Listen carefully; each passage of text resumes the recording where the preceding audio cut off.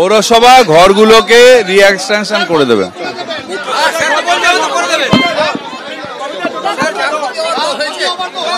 সেই জন্যই তো বললাম পিঙ্কুকে বলে এসছি। হ্যাঁ, পরশু দিন থেকে চালু হবে কাজ।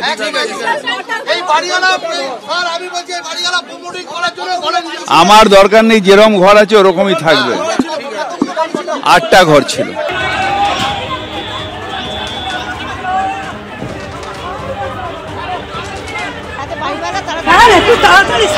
ধরতে ধরতে পুরো ধরে নিয়েছে, পাশের ঘরে ধরেছে, পাশের ঘরে ধরতে ধরতে আমার ঘরে ধরেছে, তার পাশের ঘরেও ধরেছে, 4-5টা ঘর ধরেছে, 6টা বাড়ি পুড়ে গেছে। যখন আগুনটা বাস্ট হলো সিলিন্ডার, তখন এখান থেকে কেউ ছিল না, তো ওখান থেকে জল দিচ্ছি। তখন আমরা দৌড়ে সব জিনিসপত্র বার করছি, সবকে ডাকলাম, ডেকে তারপর এখান থেকে জল দেওয়া হচ্ছে। নেওয়ানো তো যাচ্ছেই না কোনো মত, এত জোরে আগুন ধরেছে এখানে। ছড়িয়ে পড়তে প্রচুর, মেন হচ্ছে 2খানা মিটার বক্স একসাথে সামনাসামনি। এবার যাদের ঘরে আগুনটা লেগেছে তাদের সাথে আমাদের মিটারের তার দেওয়া আছে, ওই জন্য তারটা একজন এসে কেটে দিল। অর্থাৎ এলাকার মানুষ তারাও যেটা বলছেন যে বন্ধ একটি বাড়িতে প্রথমে আগুন লাগে এবং সেখান থেকে আগুন ওই ঝুপড়ির মধ্যে অন্যান্য বাড়িতেও ছড়িয়ে পড়ে। 8টি ঘর পুরোপুরি ভস্মীভূত হয়ে গিয়েছে বলে জানা যাচ্ছে। তবে আশেপাশে যেহেতু আবাসন রয়েছে সেখানেও আগুন ছড়িয়ে পড়তে পারত। দমকলের 8টি ইঞ্জিন ঘটনাস্থলে পৌঁছয় এবং তারপর আগুন নিয়ন্ত্রণে আনে। সম্প্রতি একের পর এক এই অগ্নিকাণ্ডের সাক্ষী থেকেছে এই শহর।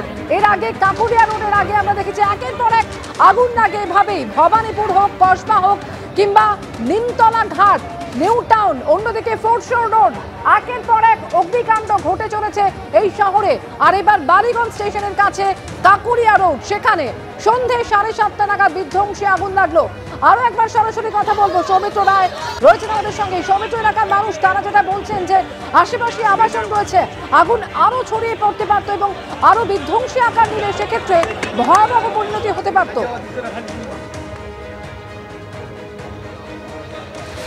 একদমই দেখো অমৃতা, যদি আগুন ছড়িয়ে পড়তো তাহলে একেবারে বিধ্বংসী আকার নিত। তার কারণ এই যে 1 নম্বর কাকুলিয়া রোড, যে কাকুলিয়া ঝুপড়িতে যেখানে আগুন লেগেছে, 8টি ঘর পুড়ে ছাই হয়ে গিয়েছে, সেই ঝুপড়ির চারিদিকে একাধিক আবাসন রয়েছে, ফ্ল্যাট রয়েছে, বাড়ি রয়েছে।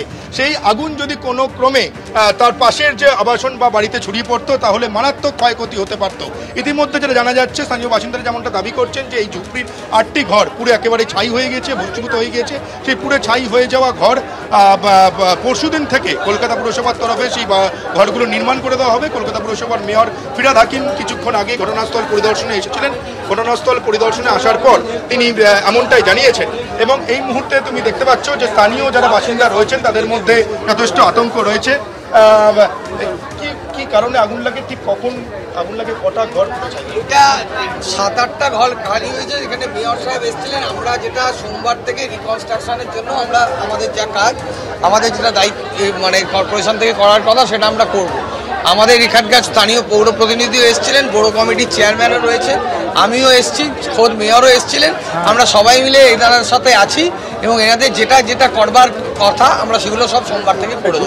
যে আগুন লেগেছে, চারিদিকে তো একাধিক আবাসন রয়েছে, বাড়ি রয়েছে, তাহলে তো আগুনটা ছড়িয়ে পড়লে তো ভয়াবহ। এটা একটা ঘন বসতিপূর্ণ এলাকা, মানে আমরা দীর্ঘদিন এই অঞ্চলের প্রতিনিধিত্ব করি বলে জানি। আমি ঠিক পাশের ওয়ার্ড থেকে 90 নম্বর ওয়ার্ড থেকে প্রতিনিধিত্ব করি, 91 নম্বর ওয়ার্ড থেকে। সাত ফলে 90 না 91 করতে এইটা 68-র মধ্যে পড়ে। আমরা চেয়েছি যে এটা এই এটা যাতে কোনো রকম ডেঞ্জারাস কিছু না হয় তার জন্য আমরা প্রয়োজনীয় ব্যবস্থা নিই। এবং সঙ্গে সঙ্গে দমকলও এসে গেছে, পুলিশও এসে গেছে, প্রশাসনের কর্পোরেশন সবাই, লোকাল সবাই চলেও এসছে। এখানে মানে আমরা সবাই হাঁপিয়ে পড়েছি, এখানে কোনো অসুবিধা হবে। আর সোমবার থেকে মেয়র কথাও দিয়ে গেছেন যে এখান থেকে রিকনস্ট্রাকশন হবে।